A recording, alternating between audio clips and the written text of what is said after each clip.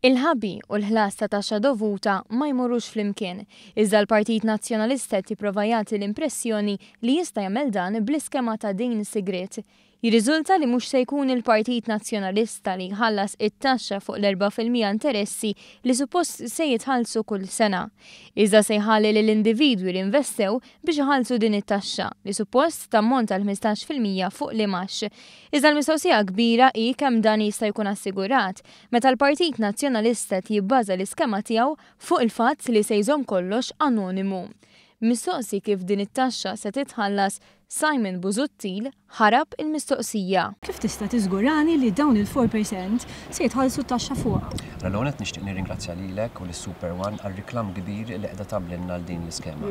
Nassigurak li r-riklam b'xejn għall-aħħar kena nħallsu għalih dan ir-riklam qed joħloq interess kbir għal din l-iskema u nixtieqek tkompli tgħidu fuq l-iskema. Tweġibni mill-paroli fil-vojt, tista' tweġibni.